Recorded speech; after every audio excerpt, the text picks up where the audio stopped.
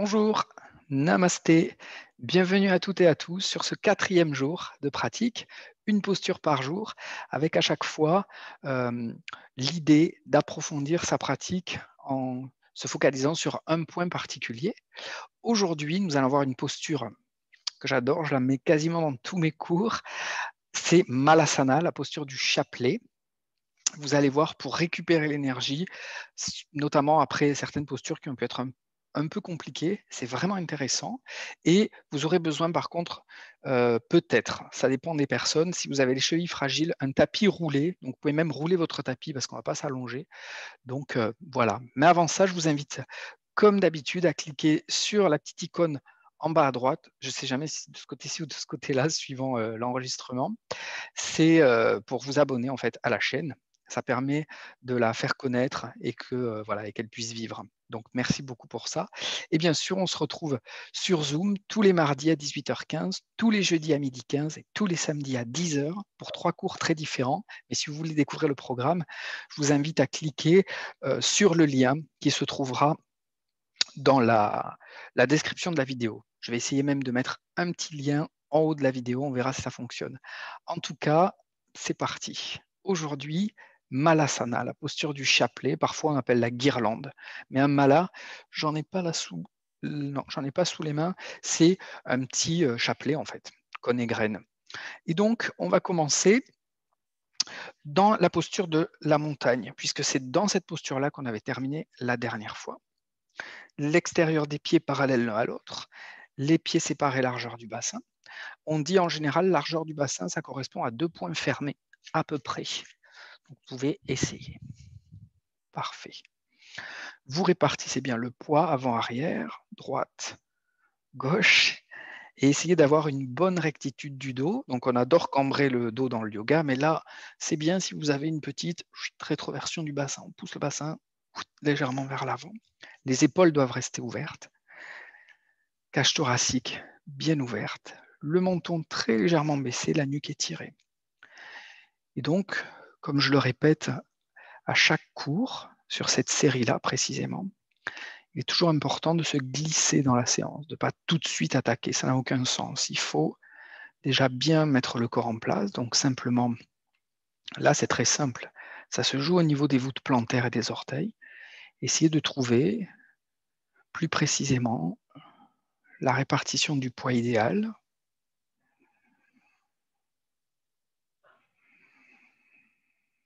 L'équilibre parfait. Sentez bien les orteils, vous pouvez même les agripper quelques instants pour bien appréhender le sol, bien ancrer la posture.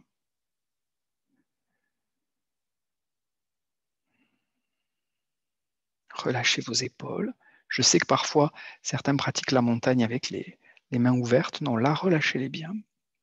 Sentez que la nuque est étirée. Vous pouvez garder les yeux ouverts. À ce moment-là, vous fixez un point devant vous, toujours au niveau de l'horizon, jamais sur le sol. Et si vous fermez les yeux, vous pouvez fixer, poser les yeux. Dans le yoga, ça s'appelle drishti. On a déjà parlé de nyasa, le fait de poser le mental sur un point du corps. Là, non. Drishti, c'est les yeux physiquement. Donc, on pointe légèrement les yeux au niveau du sourcil, du point entre les sourcils. On louche, en fait, légèrement vers le haut, sans créer de tension au niveau des yeux. Sentez que, comme on l'a dit dans la vidéo précédente, vous êtes le lien, l'union parfait entre la terre et le ciel. Vous êtes donc le yoga. Ce n'est pas uniquement physique. Essayez aussi de créer, enfin matériel, essayez aussi de créer un lien plus subtil avec le souffle, connecté, comme si par exemple vous inspiriez en amenant l'air dans le haut du crâne et vous expirez en emmenant l'air dans les voûtes plantaires.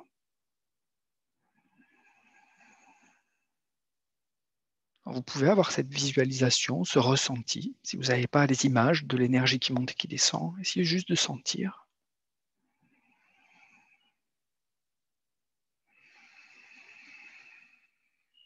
Encore 2-3 fois.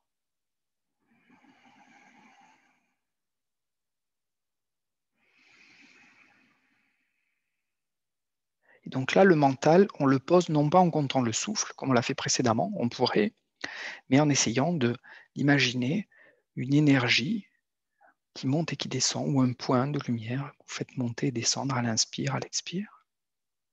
Encore quelques instants.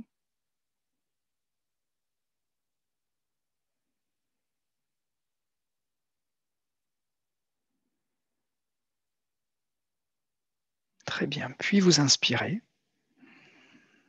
Et à l'expire, vous pouvez ouvrir les yeux. Vous allez séparer les pieds à peine un peu plus large que la largeur du bassin. Les pieds vont être ouverts 45 degrés. Si à un moment, quand vous descendez à la posture, vous sentez que l'écart n'est pas correct, à ce moment-là, vous le modifiez. Aucun problème avec ça.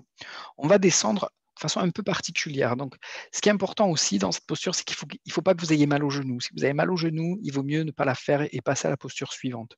Donc, de toute façon, c'est valable pour toutes les postures. On ne force pas, on ne se fait pas mal. Si vous connaissez certaines faiblesses physiques chez vous, évidemment, vous évitez les postures qui pourraient vous faire mal. Et donc, comme je vous le disais, on va le voir, peut-être que vous aurez besoin d'un tapis roulé sous les talons. On va voir ce que ça donne.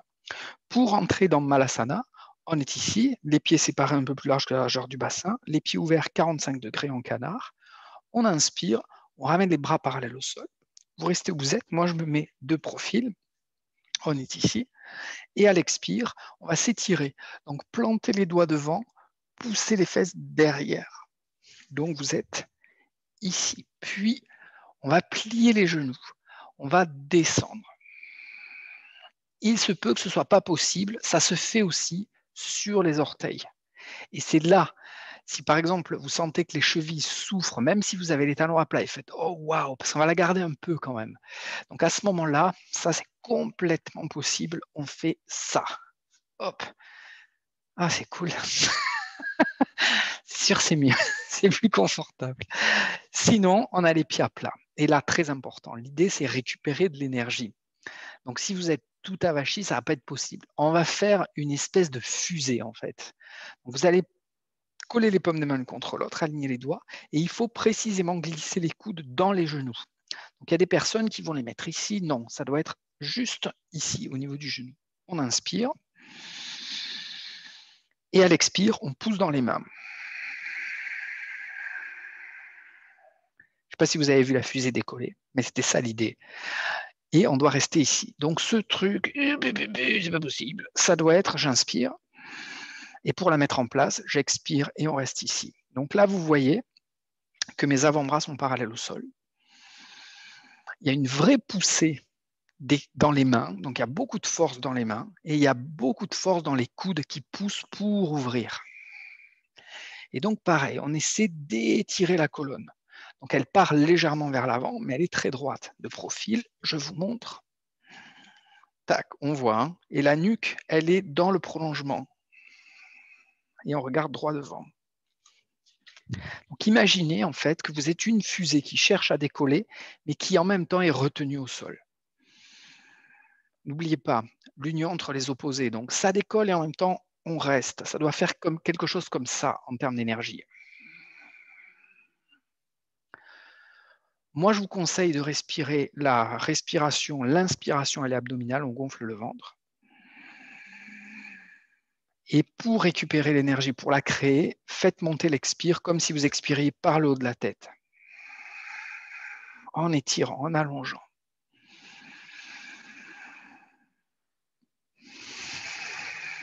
Vous pouvez même fermer les yeux. On va la garder un peu. Donc, si à un moment vous sentez que c'est trop, faites une pause ou arrêtez-vous. Hein. Même si vous la pratiquez 20 secondes, c'est super. Donc, vous voyez qu'il y a une intention derrière chaque posture. On peut faire du yoga en faisant les postures comme ça. Cool, c'est cool, je fais, c'est cool. Mais en fait, ça doit être très concentré. Sinon, c'est plus tout à fait du yoga. Sentez la poussée dans les paumes des mains, la force. Sentez l'étirement. Vous pouvez même visualiser une lumière qui naît dans l'abdomen ou dans le bas de la colonne. Et à l'expire, on la fait monter.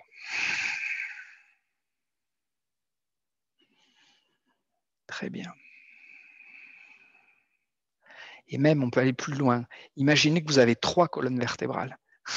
La colonne vertébrale qui est très étirée, ce qu'on appelle la colonne d'air. Si vous avez pris des cours des chants ou des cours de théâtre, la colonne d'air, c'est-à-dire qu'il n'y a pas que, c'est pas que la colonne et les muscles qui font que le corps se tient droit, c'est aussi le souffle. Portez votre corps avec votre souffle. Et enfin, les paumes des mains et des doigts alignés. Une troisième qui imite cet alignement de la colonne. Là, ça devient long, je sais, courage. On va faire en plus un niveau bonus qui est un peu compliqué. C'est la posture la plus avancée des 7 jours. Si c'est trop, vous passez à la suite. La torsion vertébrale, incroyable. Moi, j'ai la sensation que ça désolidarise les lombaires, donc le bas de la colonne. On dit que les torsions, normalement, c'est plutôt les vertèbres. Là, moi, je ne suis pas sûr. On inspire. Et à l'expire, on pose la main droite sur le sol. Donc le bras reste à l'intérieur, il va pousser dans le genou. Et on inspire, on ouvre sur le côté. Et on place le drishti, les yeux, sur le pouce gauche. Toujours une respiration profonde. Moi, vous entendez, elle est assez bruyante, mais toujours, j'adore ça. C'est pas toujours approprié, mais... Et là où on pose les yeux, là où on pose la conscience, là, le drishti et niyasa, dont on a parlé les jours précédents, c'est presque au même endroit, vers le ciel. Et on dit que là où on pose la conscience, l'énergie s'y dirige. Donc il y a une idée de faire monter quelque chose, notamment l'énergie de la colonne vertébrale qui est bloquée. On dit souvent que les torsions permettent d'éliminer rajas, la surtension. Encore une ou deux respirations. Si vous souffrez des chevilles, normalement ça fait déjà un petit moment que vous avez arrêté ou que vous avez essayé de mettre le tapis roulé.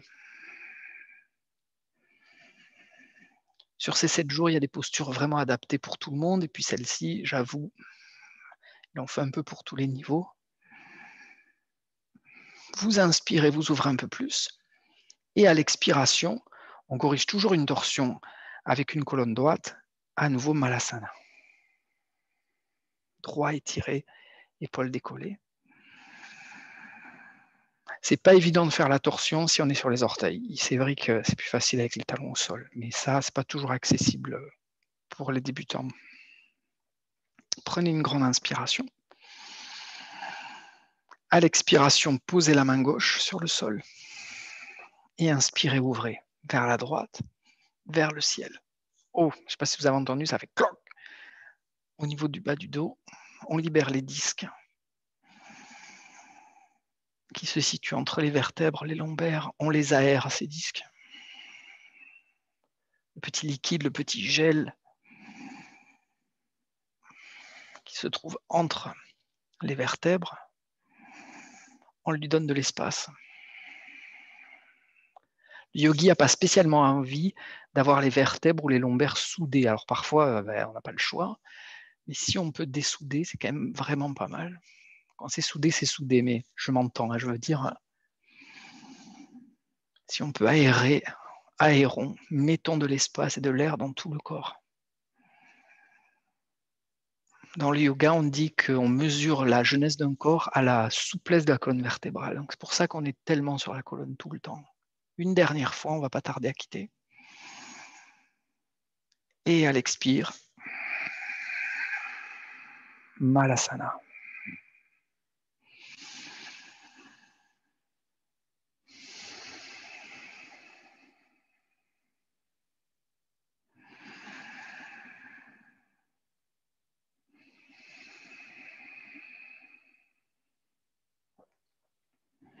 Puis vous inspirez, vous ramenez les bras parallèles au sol et à l'expiration, vous allez pouvoir venir poser les fessiers, allonger les jambes, paume des mains l'une face à l'autre. Vous inspirez, à l'expire, Shavasana. On relâche tout. Bravo. Pensez toujours à rapprocher le menton de la poitrine pour étirer la nuque. Et je l'ai dit les jours précédents, même si vous avez juste fait une posture, la façon dont on l'a pratiquée aujourd'hui, très concentré, vous devez vraiment sentir qu'il se passe quelque chose. Relâchez tout. Si c'est nécessaire, grande inspiration et une fois, vous pouvez souffler par la bouche pour relâcher les tensions.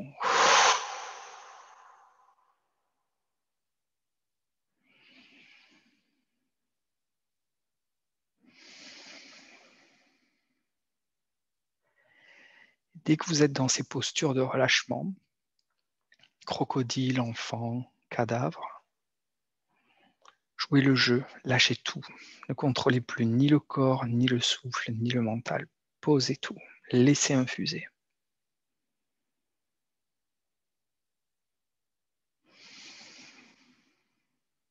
Au moins 1 minute.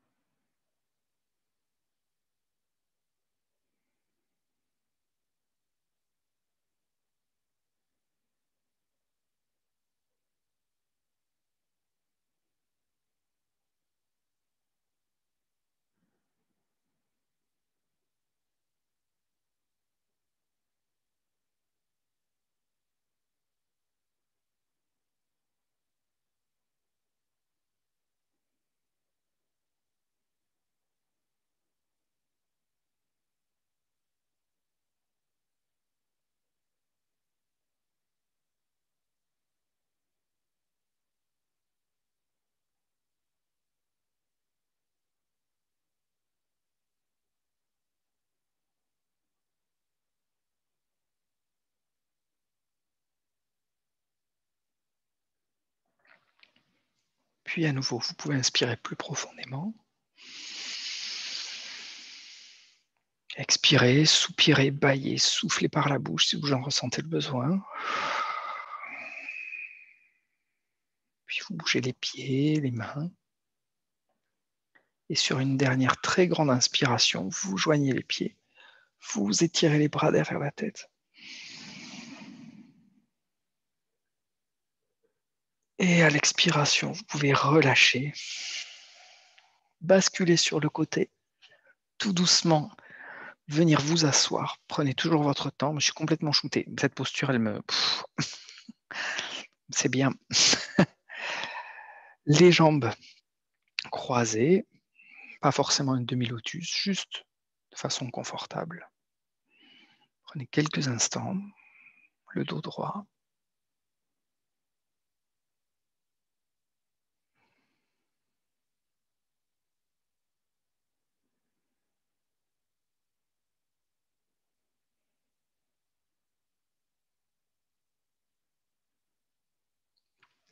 Et je vous remercie. Namasté et à demain.